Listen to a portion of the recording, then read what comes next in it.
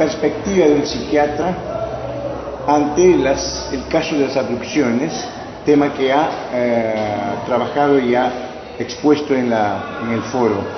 Pero para los televidentes, ¿cómo podemos resumir esa ponencia desde una perspectiva personal y profesional general?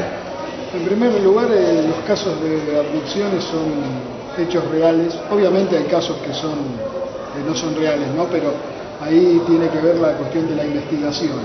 Lo que es concreto es que el fenómeno de abducción existe como un hecho real y merece la pena ser investigado con una mente abierta, con una mente que de pronto no califique a los testigos que han vivido este tipo de experiencia como meros enfermos mentales o como meros pacientes psicóticos.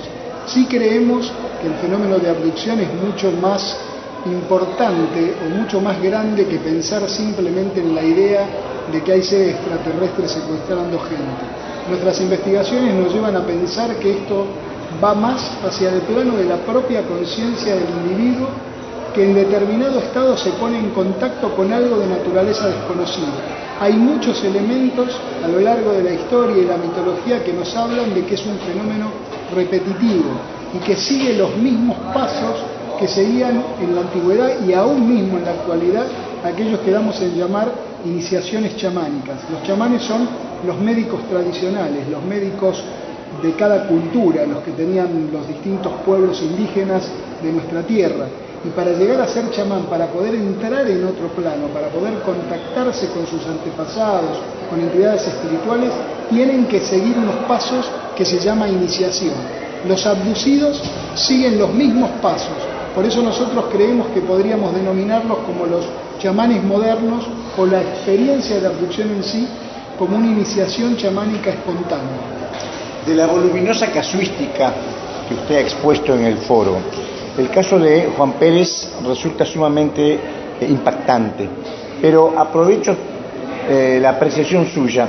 Él tiene descendencia indígena, puede tener un vínculo estrecho. Correcto, justamente nosotros cuando con mi compañero Diego Viegas, que es antropólogo, decidimos buscarlo nuevamente porque estaba en otros lugares del país trabajando, fue justamente porque había cosas que nos quedaban en el tintero de lo que sabíamos del caso, que la última vez que habíamos estado con él había sido en el año 97.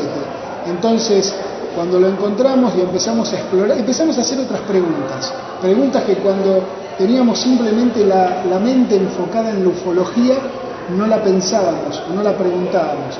Cuando empezamos a trabajar desde otra perspectiva, empezamos a hacer otra pregunta, como por ejemplo la ascendencia de él. Y allí nos aparece claramente una ascendencia indígena.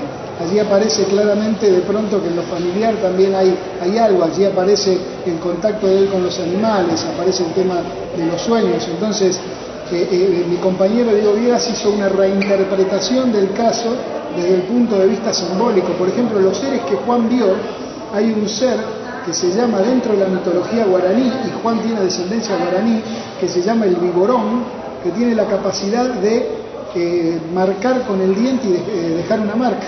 Y Juan tiene una marca, y es un ser alto, largo y verdoso. Y las características que él ve de la mano es verdosa. Es como que, de alguna manera, es algo que lo vemos en otros casos, la mitología antigua se adapta a nuestra mitología moderna. Por eso nosotros hablábamos que este fenómeno tiene que ver con la cultura.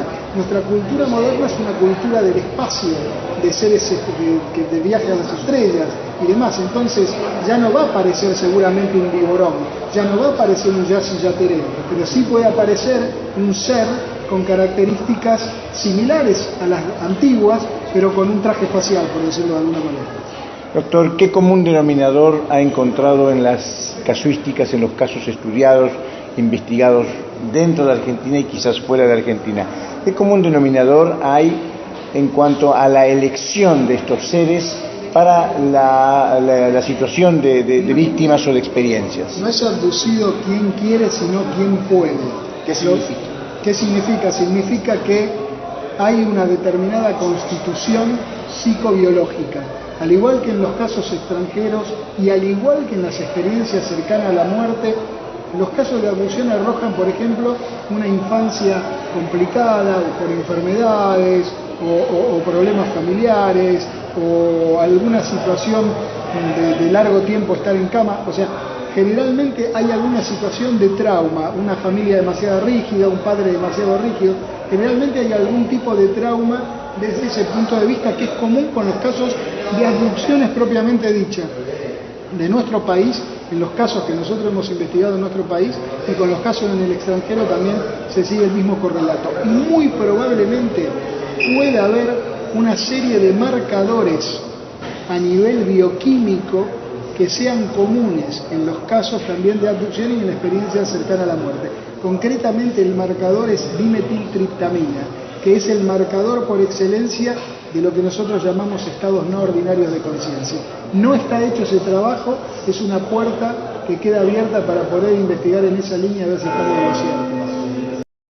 Cada uno de los participantes de este evento dio a conocer con mucha sensibilidad, con mucha sinceridad y con mucha profesionalidad los diferentes conceptos y las diferentes esencias de su mensaje, dirigido especialmente al mundo, dirigido especialmente para todo aquel ciudadano del planeta que pretenda abrir su corazón y su alma a todos estos acontecimientos fundamentales y vigentes del tercer milenio en el cual transcurrimos.